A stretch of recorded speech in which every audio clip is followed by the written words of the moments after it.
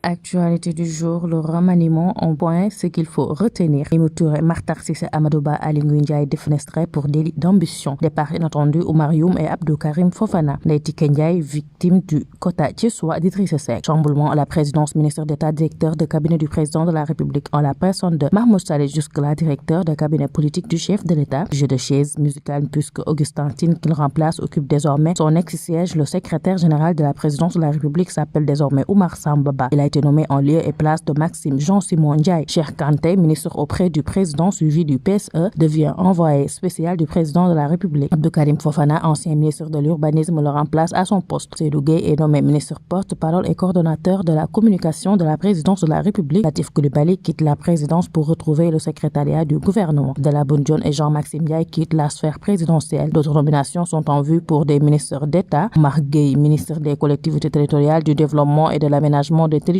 devient porte-parole du gouvernement. Aïssata Tall Sall obtient enfin le poste qui récompense son alliance avec Macky en 2019. Selon ses partisans, elle devient la première femme ministre des Affaires étrangères au Sénégal. Les négociations avec le régime de Macky Sall ont duré 15 mois avec plusieurs tête-à-tête avec le président, a révélé Idrissa Seck hier. Abdoul Mbaye, le retour d'Idrissa Seck et la nomination de quelques-uns de ses protégés prouvent le deal chanté depuis quelque temps. La nation a rendu un hommage émouvant à Iba Der Thiam. La tristesse a envahi la grande mosquée de Liberté 4 hier après-midi. Hommes politiques, religieux, universitaires, parents et amis, tous étaient présents pour l'ultime rendez-vous d'adieu avec le professeur Iba Der Thiam, décédé dans la nuit du samedi au dimanche. Un patriote, un homme honnête et intègre, un humaniste et fervent musulman. Les témoignages formulés à l'encontre de celui qui est décrit comme une synthèse du Sénégal des valeurs ont été unanimes. Professeur émérite d'université, ancien député fondateur de la CDP Garab Gui, Iba Der Thiam a été inhumé après la prière de 14h au cimetière musulman de Yoff. Khalifa Sall lance la reprise des activités de sa coalition Taxawu Sénégal. Au moment où le pays attendait fébrilement la publication de la liste du nouveau gouvernement, Khalifa Sall lançait aux Parcelles Assainies la reprise des activités de la coalition Taxawu Sénégal. L'ancien maire de Dakar entame ainsi une tournée nationale qui va le mener après les Parcelles Assainies à Guédiawaye le week-end prochain. Tant 129 migrants clandestins interceptés à Dakar. Selon un communiqué de la direction de l'information et des relations publiques des armées d'IRPA, 129 migrants clandestins dont 3 femmes et des mineurs ont été interpellés hier dimanche vers 8h30 à 65 km au large de Dakar. Un patrouilleur de la Marine nationale. L'armée indique que la quasi-totalité des passagers ne portaient pas de gilet de sauvetage. Pire, le convoyeur a refusé d'obtempérer, mais finalement la pirogue et les passagers ont été escortés par le patrouilleur de la Marine. Ils sont arrivés à la base navale Amiral Faye Gassama à 17h25 et ont été mis à la disposition de la police nationale pour les besoins de l'enquête. Le Sénégal est classé à la 4e place et a progressé de 5 places par rapport à 2019 où il était classé 9e. Il partage le top 5 africain avec la Côte d'Ivoire, le Kenya, le Ghana est devant le Rwanda sur les 53 pays du continent. Après le document partagé par l'Agence pour la promotion des investissements et grands travaux Sénégal APIX, notre pays a démontré à une échelle qui tient largement la comparaison avec les meilleures économies du monde une parfaite gestion de la pandémie pendant les phases aiguës de la crise sanitaire sous la conduite du président de la République Macky Sall. C'était l'actualité du lundi 2 novembre 2020.